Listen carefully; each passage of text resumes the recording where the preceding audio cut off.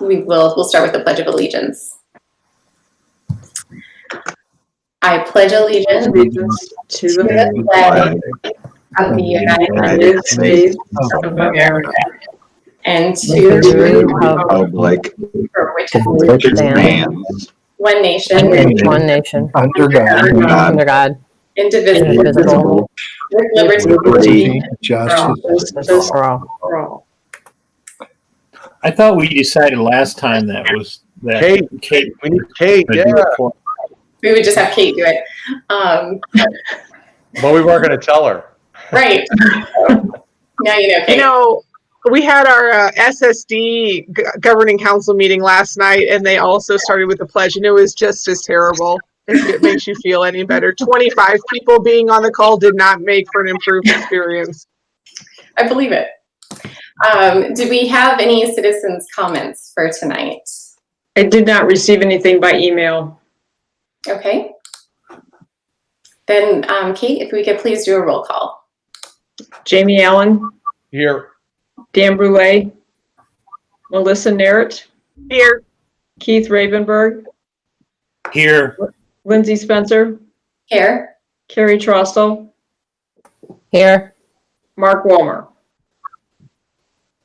Here. and Dan said he will be joining us in a couple minutes. Okay, thank you. And then the consent agenda, we don't have a link to that to approve it. Does anyone have access to that agenda to check? Oh, it's just tonight's agenda. It's just tonight. There's nothing else on there. Thank you. I move that we approve the consent agenda as outlined. Second. Any discussion?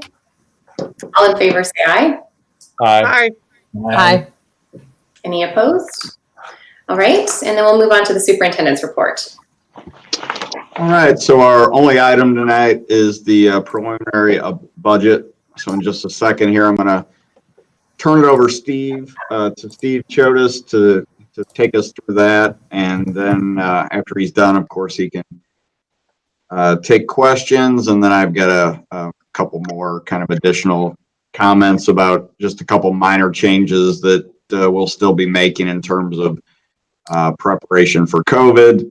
And you're going to see those reflected on a version that's going to come to you in the next few days. So, Steve, why don't you take it away? All right. First of all, before getting into the budget presentation, if the board doesn't mind, I'd like to discuss an issue that arose at the last meeting that I attended, and that was the transfers from the salaries.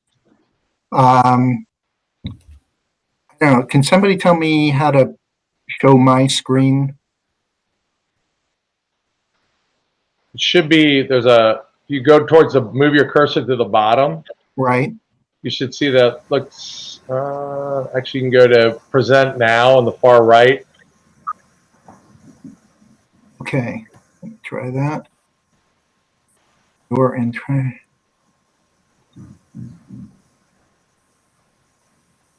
Are you seeing this? No. Not yet. Let me try one other thing. Once you click on share your entire screen, Steve, then you just double click on your picture there, and then it'll let you do your screen. Oh, there you go. Thumbs happening. Okay. There we go. There you go. Okay. So what I'm showing here is that the original budget for the 3 locations that I did the transfers out of totaled about $3.4 million. Is everybody seeing that? Yep. Okay. So here's the transfers I did, $675,000 out of salaries. The year-to-date expenditures are $2.5 million.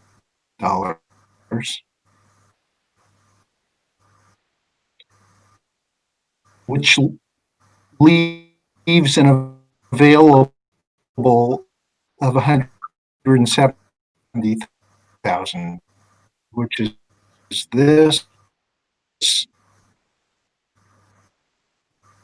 less this less this is the 170 rolls, will be about 855,000.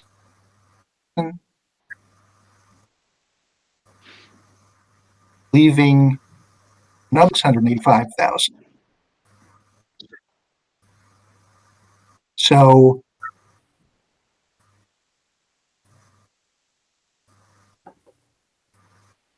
the budget was pretty much spot on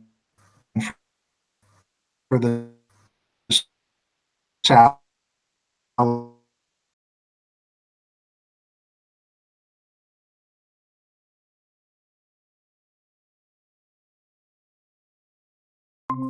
It is, we issue the checks in June to cover June, July, and August. Oh. Got it. Yeah, that's how the Okay, teachers, so we're- that's how the teachers are paid. So it's, I mean, it's a. So we are current- Sorry, go ahead. Yeah, so, I mean, essentially then, from a salary perspective, August is our last month. Because we're paying Correct. for the month Correct. of August for that fiscal year. Correct. Okay, that's good to know. But Steve, so I guess the question last time was 675,000 seemed like a large number, right, to move out. Now it sounds like we really shouldn't have moved it out, right? It shouldn't have been transferred. That's what I'm seeing here? That is correct. What happened Or am I was we pretty quickly needed some money. And I just kind of looked at, where can I grab some money immediately? And the salaries was where I found it. What this does mean, though, is now, in order to transfer the money back into salaries, I need to still find that money elsewhere. So that's what I'll be working on the next several days.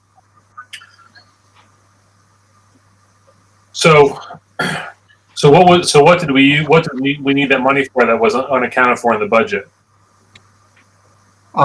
It was Brian, remind me, the furniture? That was over $700,000 in furniture for the high school, middle school project. So,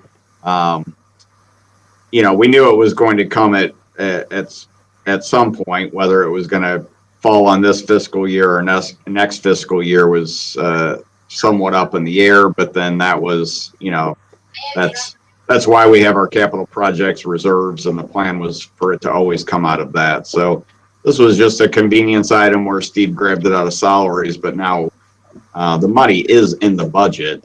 We just need to go back through account by account and Right. find that money that won't have to be switched back. Okay. Okay, so I'll start with the budget presentation. Each of you was given the budget assumptions. I'm not going to go through those in detail because most of them will be discussed during the presentation. I would like to tell the board that in order to come up with this budget, to develop it, a variety of resources were used. Information that was supplied by DESE and ASBO, the Association of School Business Officials, was used. Information from a Zoom meeting with the county assessor and county collector was used. The 2019-20 budget revisions were reviewed to determine if they were one-time adjustments or ongoing. Of course, input from the sites, departments, and programs was incorporated into the budget. The board approved 2021 salary adjustments were incorporated, as well as some reductions made to address the impact of COVID-19. The first thing I'd like the board to look at is the budget summary.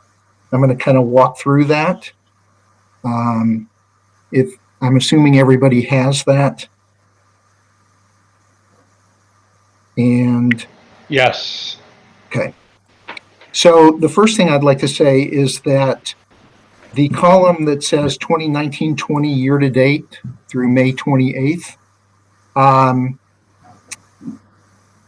you cannot look at that as, oh, this represents 11/12 of the amount of the year-end amount. And that's because a number of transactions had not yet been posted into May.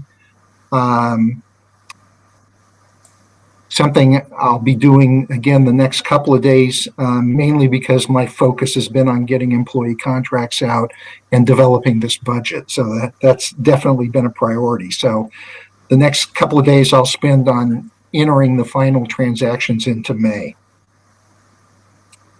Going through the revenues section, Fund 1 was higher than the 1920 budget due to higher current taxes received in the 2019-20 school year.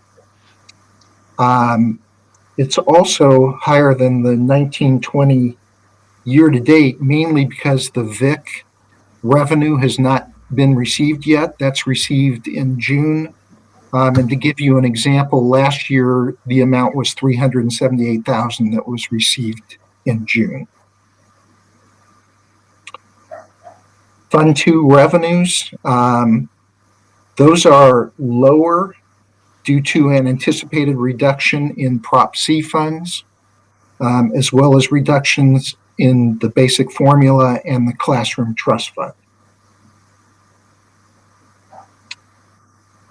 Fund 3 revenues, those are down slightly from the current year and down from the 1920 budget due to $200,000 being budgeted for delinquent taxes.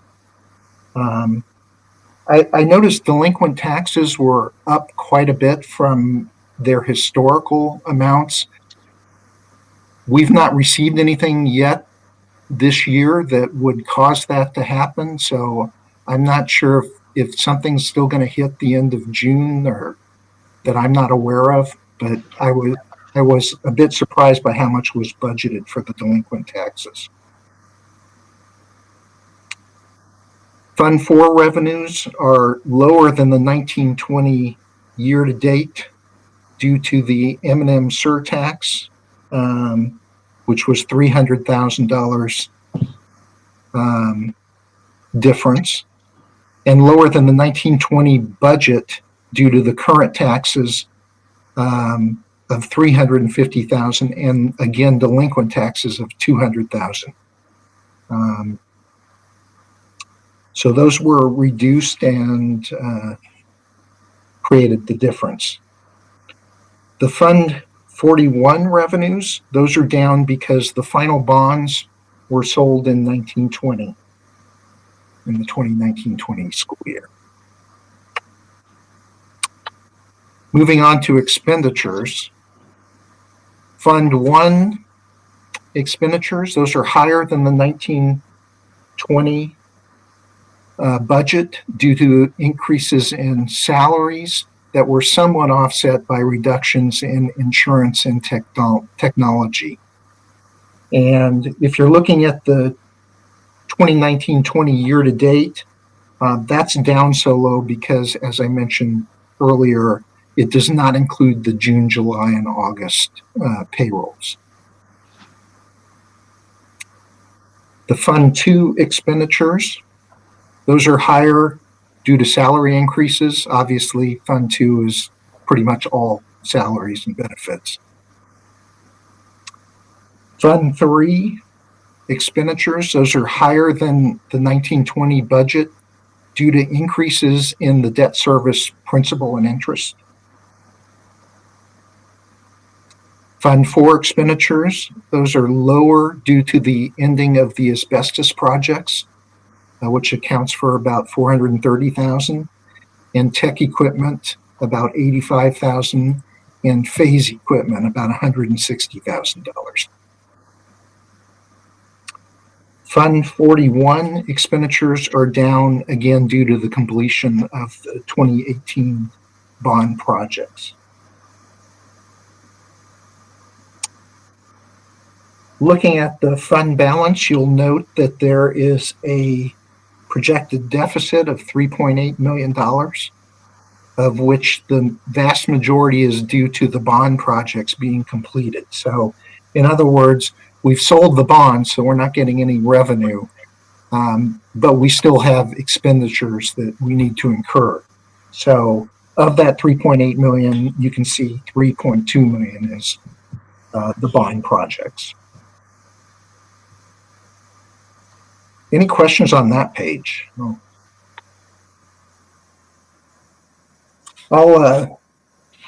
I'd like the board to now look at the spreadsheet called Budget by Object. Well, I guess it's a PDF for you.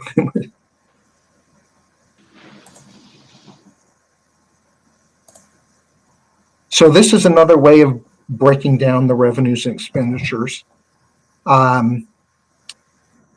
So 5,100 revenues are all from local sources. That amount is due, is down compared to the 1920 budget. Again, delinquent taxes had a budget of 715,000 in the 1920 budget, when the prior year was only 226,000. And it's looking like the current year is going to be around that, the 226,000 as well. It's also down from current year due to again, no premium on bond sales, which accounts for about $600,000.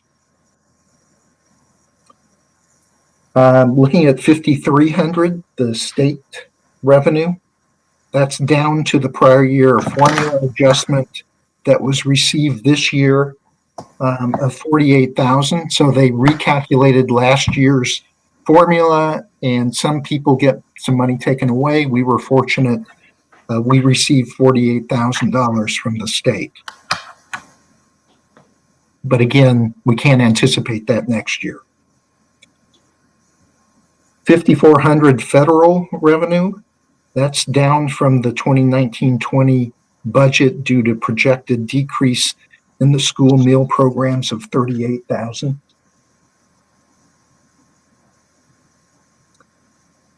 $5,600, which is non-current revenue, that's gone because there's no bond sales in 2020-21. Moving on to the expenditures, 6,100 are all salaries. That is showing an increase over the 1920 budget due to the board approved salary adjustments. 6,200, the benefits, those are about the same as the 1920 budget because the increase in benefits due to the increase in salaries is offset by a reduced rate in the medical insurance. That's something that CSD informed us a week or so ago, that we would be getting a reduction in our medical insurance rates, which was nice.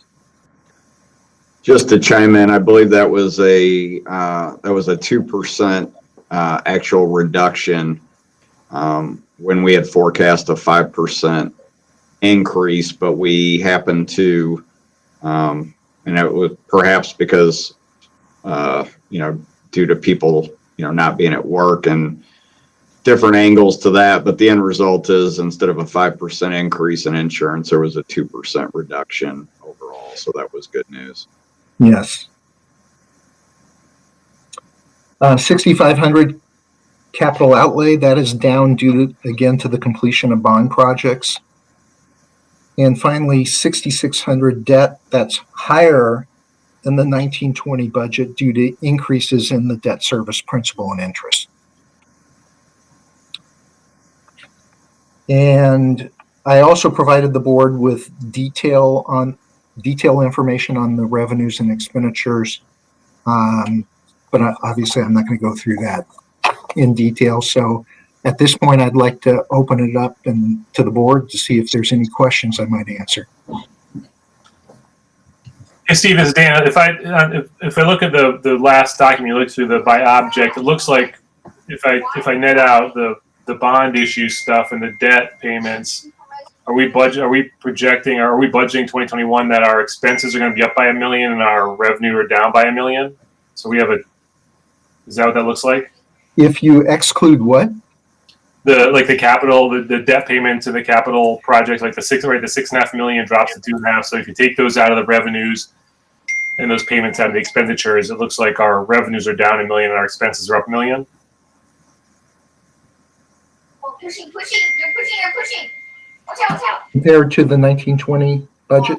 Right. Okay. 1920 at 24 million in revenue, you take the 6.5 million out for that's a bond issuance, so that's not really operating expenses. Right, correct. And then you take the 20 million, you take the, well, it's not there, it's 20, so you drop down 1920 revenues at 21 million and 2021 revenues at 20 million. And then same thing on the expense side, you take the 14.9 million of capital outlay out of the 34, gets you to 19 million, and expenditures, if you take the 4.3 out, it gets you down to 20 million. So our expenses are up, revenue's down, right? That is correct. Okay. Well, Steve, though, what is the total deficit? And obviously, Steve is presenting this is and understandably so, a very conservative budget. But Steve, what is the total deficit based on this initial budget? Well, When you pull out the bond money, wasn't it? Anyway, go on. I'm sorry. Well, if you're talking operating funds, which you should be talking about, Yes. So the deficit for those two for the year it's about a 1 to 1.3 million deficit.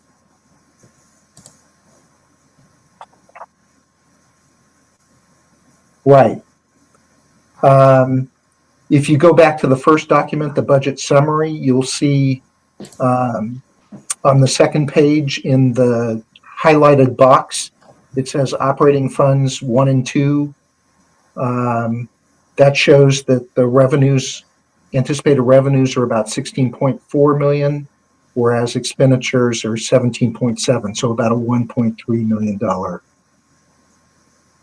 reduction. And what that does is it takes the reserve from the 1920 budget of 57% down to 48%. Still a very healthy reserve. So Brian, you said conservative, and maybe this is conservative, but Steve, if I looked at the your summary, it showed us holding taxes flat. Is that right? Revenue flat as a summary? Is that what that was? For the operating funds, yes, it's flat. And the things that went into that, right, where the economy was doing well before, so there are new homes built, so that'll increase tax, but then impact the disputed taxes, the lost income maybe as an offset or something. Right. There's competing increases and decreases, and they all kind of netted each other out.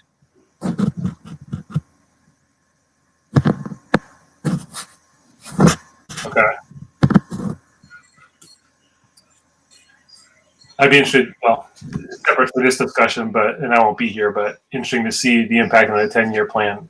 Well, so I just pulled that up, I guess. And Steve, I know you were not part of this, and maybe this is for the incoming CFO, but just what's interesting to me is if I go look at our 10-year plan, if we track to where Dan was talking about, we were projecting almost 2 percentage points higher left in that funds balance. And I know we have different things going on, but I mean, Brian, this is one of the points with that finance subcommittee I think is very relevant, that, right, we have a 10-year plan, but we should be continuously looking at that, because this is just something different. Then obviously there's a lot of different things, but I go then look at the points, Steve, that you made that were very relevant, just the summary. I mean, if I read the summary, we're impacted by COVID with Prop C, right? Right. But in terms of current taxes right now, at least for this year, we we're not sure how that's going to shake out, right? In other words, we haven't really been impacted there, correct? Right. For a couple of reasons. One is that it's going to take a year for the impact to be felt. Yep. And, again, everything was going great prior to COVID. So there is the increase there to be expected. So, under normal circumstances, I would have projected an increase in current taxes, but because of COVID and other factors, I'm not comfortable doing that. So then I guess I'm going to come back to Brian, as we transition the CFO role. I do think it's really important that we get eyes back on that 10-year. I guess the other point is revenue is going to be impacted, and quite honestly is out of our control, right? But the expense side, so what does this look like? To Dan's point, what are we doing? Have we budgeted for everything we think we're going to need to help address COVID, or are there additional expenditures we think would be coming into this?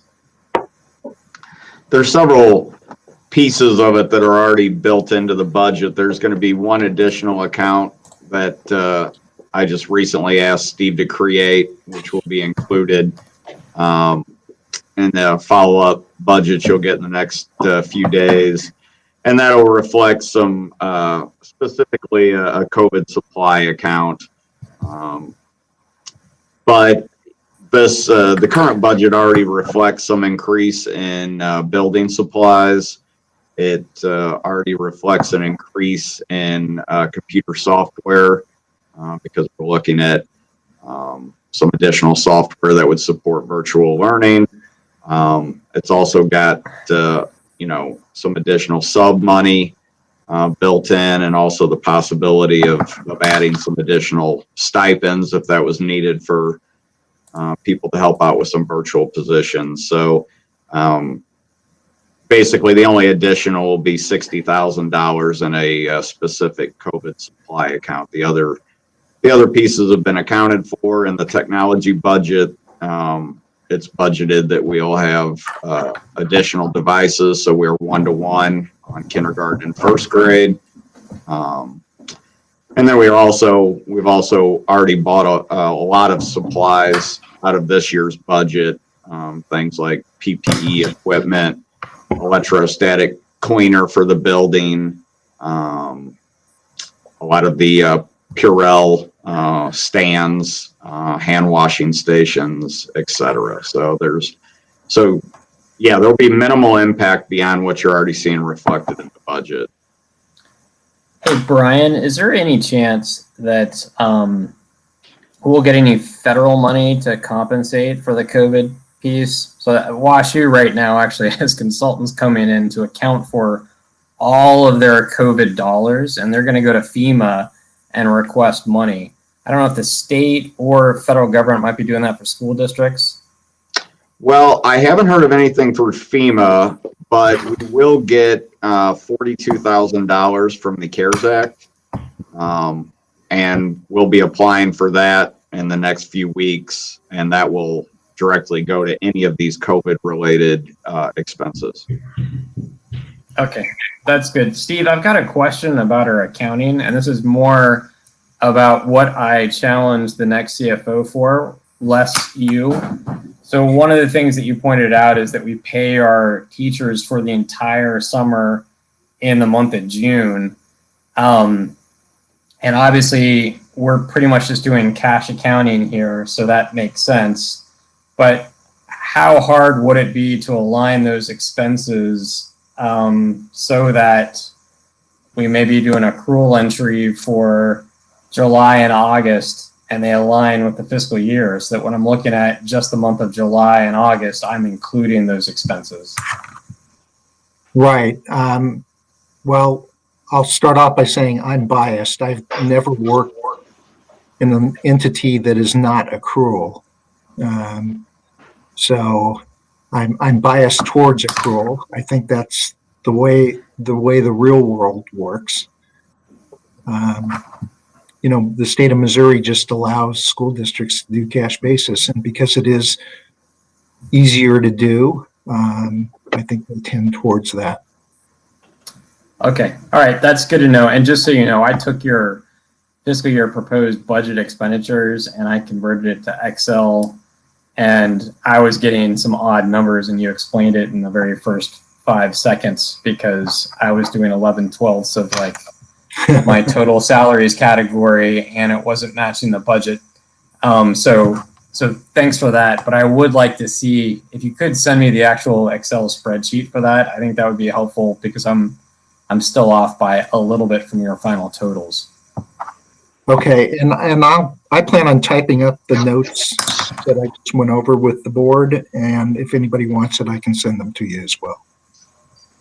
Great. Also, if there's any other categories while you're going through this, so for example, what I did is I took your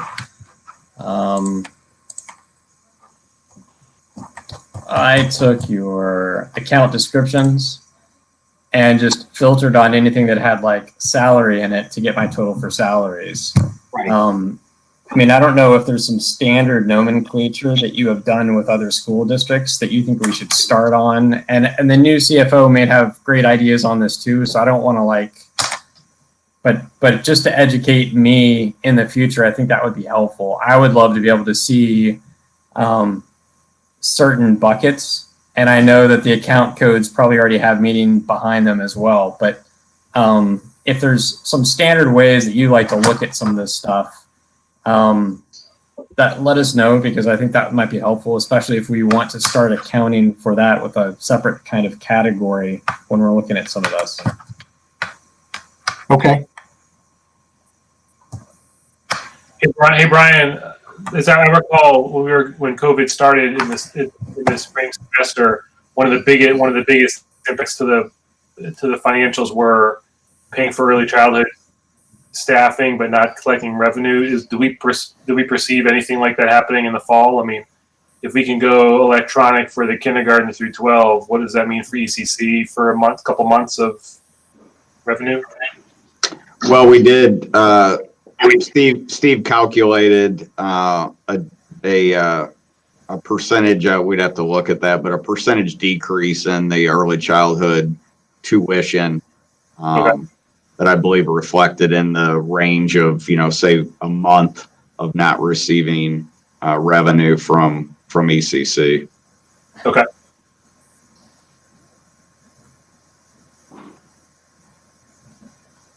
So I'm still, sorry. So Brian and Steve, I'm wrestling a little bit with this. So if I go look at expenditures, and I'm just looking at the proposed budget by object, if I take out, and again, what I'm wrestling with is we went and approved a new salary schedule for teachers. So we know there's an increase there, right? What I guess my concern is if I go just compare the 2021 budget with the 1920 budget, there's a net increase of 600 some thousand. Take out the capital outlays and the debt piece. The majority of that is salary. So I guess, is this conservative enough to allow for COVID? I understand on the revenue side, I'm just wrestling on the expense side. And yes, and in my opinion, it is, because the impact, and Steve and I have both been in on multiple Zoom calls and webinars, and our state impact is pretty clear at this point. It's predominantly going to be in Prop C, and Steve built that in. He also built in some reduction to the M&M surcharge. We get so little in state funding. I mean, the foundation formula is primarily, and transportation is where they're taking the state reduction from of that, I forget the exact amount going out of education. It was 500 to 700 million. So point being, we're hitting very little in those areas. So between that and building all the expenses, then yeah, I do feel it's a solid, very conservative budget until we obviously find out about assessed Can we valuation talk? for So next year.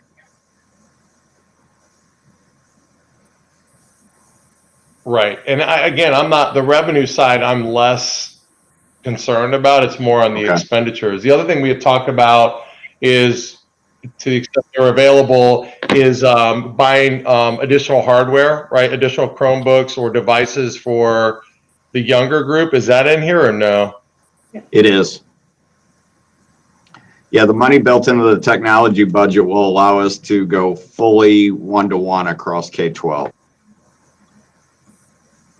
Okay. Hey, Jamie, I'm interested in your comment. I was thinking I'm more concerned about the revenue side, not as much the expense side. I was thinking revenue could take a bigger hit than we've planned, less worried about expenses climbing for some reason. Well, I'm worried about it, revenue, right? But I think we've done the right thing. We've known, we've looked at Prop C and we've done what we can do, right? What we can control is the expenditure side, right? And then we've got, if we're going to pour this budget, have we contemplated everything we need? I mean, yeah, Dan, I'm absolutely concerned with it, but when we're pouring the budget, we only know what we know now. We have better visibility right on the expense side, right? That's all I'm getting at. I can't, too many variables on the revenue side. Yeah. We have more control on the expense side. That's all I totally agree with you though. The revenue concerns me a lot. Yep. No, I get your point now. Yeah. Okay. Thanks. Well, and we have to realize that there's some potential X factors and expenditures that could actually lower them based on, while we're talking, of course, a lot about the technology and the supplies to help us with COVID related pieces. There could also, there's many examples if we end up, being out for a virtual time, there are also some supply savings that come into that. We've got some unknowns in terms of some fairly significant athletic expenses, athletic and activity transportation expenses, and all of those we left as status quo because frankly, we don't know if those things are going to exist or not, but that could be to the plus side is my underlying point about that. Okay. Yeah, I'd like to say that, this budget was built on the fact that, COVID, there is going to be some impact from COVID-19. So we took that into account, but this is not a budget that it would be, it's not the budget that we would have if we anticipated the sky was falling. I mean, at that point, you're all going to have to get back together and make further decisions based on that. Yeah, I appreciate that. Yep. Yeah, makes sense. And we, of course, always have the flexibility or the ability that, if we see things trending that way, as soon as we have, information throughout the year, and I've had to do this in prior school districts, you can, you really start tightening your belt and at whatever point of that year is with, with building supplies and things that you can control at that point, and even cutting off anything besides absolutely necessary purchases beyond whatever that month is, whether that's February or March. So those are all things that we can and will control and continue to monitor.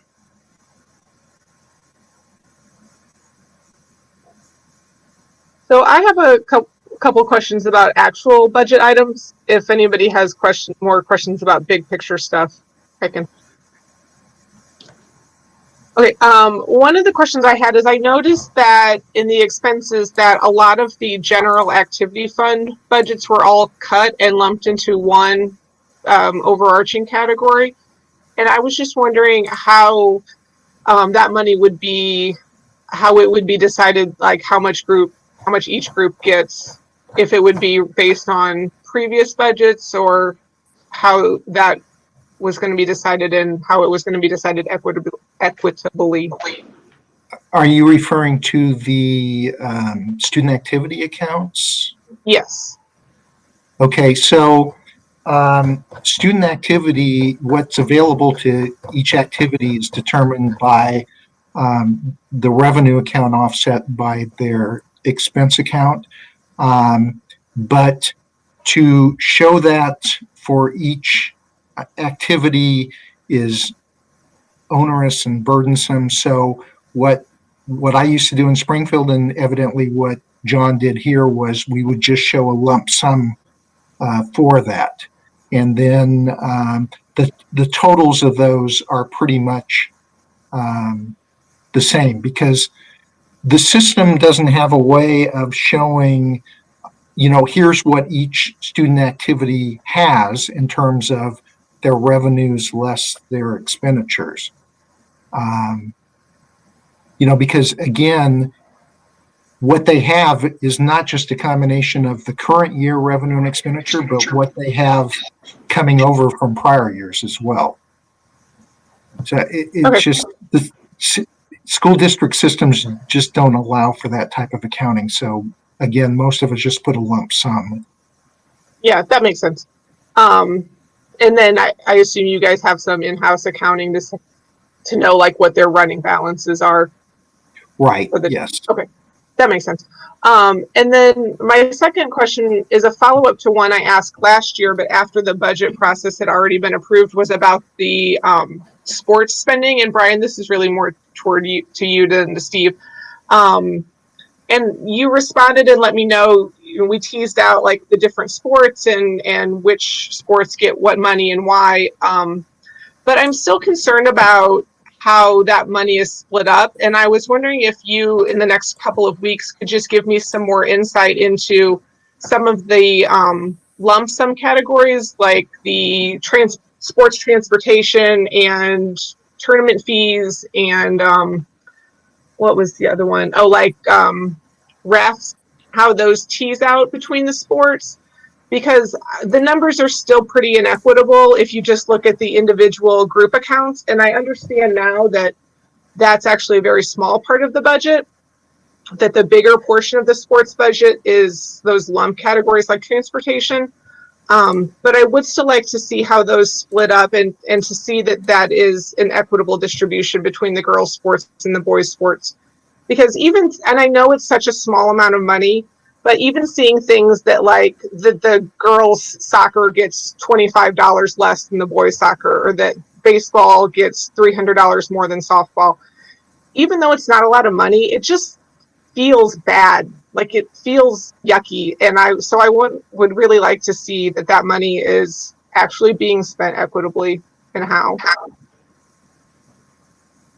Yeah, I can, I'd be glad to dig into that a little further, because we need to look at activities as well. Keep in mind, I can give you an example, like our debate team would be pretty heavily into some of the transportation and tournament fees.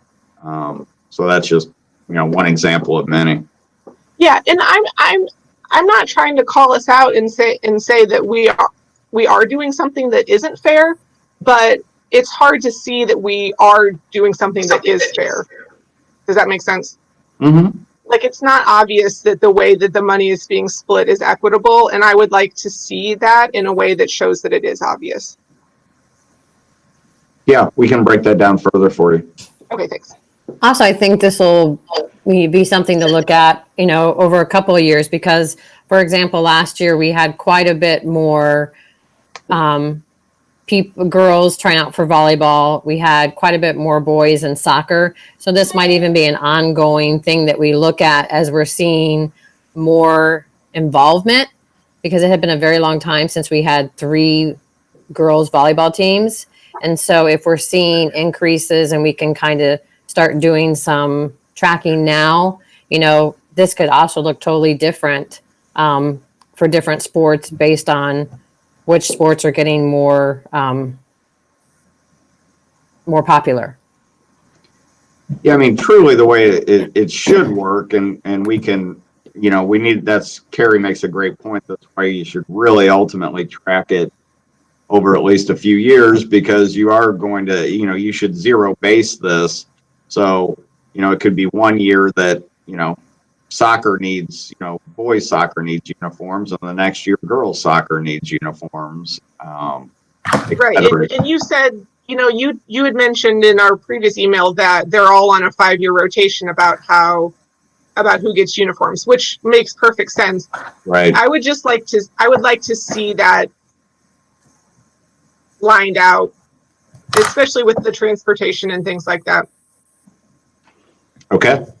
Hey, Brian, how do you factor in the number of male versus female when you're doing this? Just from an equity standpoint, I'm just wondering, when you're doing this calculation, are you planning to look at it per student, right? Per female student, per male student, or per sport? Or how do you, what are we trying to do? What is the preferred method right now? I'm trying to understand how do we try and be equitable there? Well, I think we have to look at students per sport, and then you're breaking down. And, I know what I've had Dr. Ayotte do before is, look at, okay, how many sports do we offer total? How many are girls? How many are boys? And, of course it's, somewhat roughly what is our average amount of participants in each of those sports. And that does vary by year, and probably more so in Brentwood than in other districts. You have large fluctuations where all of a sudden, girls wrestling is very popular, or volleyball got very hot, as Carrie mentioned, and so you do have more of those. So I think that's probably the best numbers that we can look at, and then just watch it over time. To there could obviously be differences and distinctions each year, but you don't want to have institutional differences between equity for boys and girls. Does that make sense? Yeah, it sounds like it's gonna be hard. Well, it's probably not going to be a perfect system, but I think I can dig into it a little bit and at least get an idea to break it down to say, football was this percent of transportation, right, and debate was this percent, and these sports each had, where it's going to get a little different too is some of these activities that have boys and girls. But we can certainly look at, boys soccer versus girls soccer, and, how many tournaments are they going to and things like that. So yeah, I'll have to explore it and see how good the data is that I can find, but I'm certainly willing to dig into it. And then the other thing is we did a co-op for swimming. We did a co-op for what was a girls' sport that we just did a co-op for the last 2 years? Field hockey. Field hockey. Right. So, I think this is a good conversation. I think not that you have to go back and get data, go back and get some, but I think this is a good time to start building it and then looking at the numbers and then deciding what we want, or even Steve to look at it and tell us what he thinks we need to be doing. So, we can go back, but I would like to go forward as well and just kind of develop it better. Yeah, Carrie, I think that's spot on. I think if anything, the most important thing is trying to make sure that we can, and I have no idea, it's going to be hard to look at the data, but if there is a policy we can develop to make sure we are equitable going forward, that's what I think the ultimate goal might be, right? Because right now it's probably hard to figure some of that stuff out. And you're not going to know until you even look at the data whether or not there's even a way to do it. So the first step is to look at the data.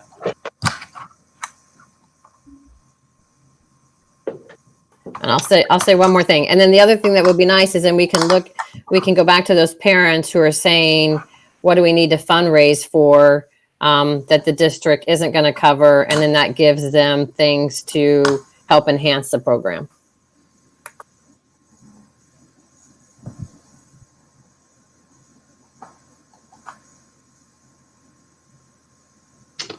So how about any other questions for Steve or myself on the preliminary budget?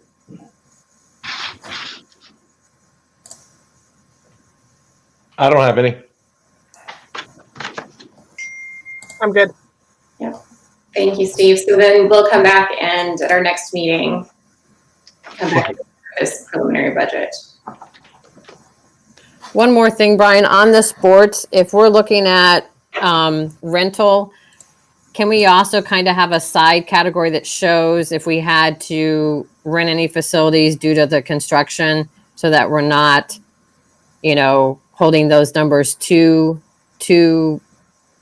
tightly to each sport? Because I know there was some additional cost with our gyms being not being able to be used for a while last year. Well, what are you saying, Carrie? We don't want to hold that against them, correct? Well, right, that's what I'm saying. So like if we're doing it, there was extra gym area that was needed for volleyball, and there was extra area, and I don't know if there was any cost or may not have been, but just if we want some true numbers, and Melissa's asking for equitable numbers, we want to make sure that that doesn't, hurt one sport or another, because we had some, had construction issues with some of the sports last year. Agreed.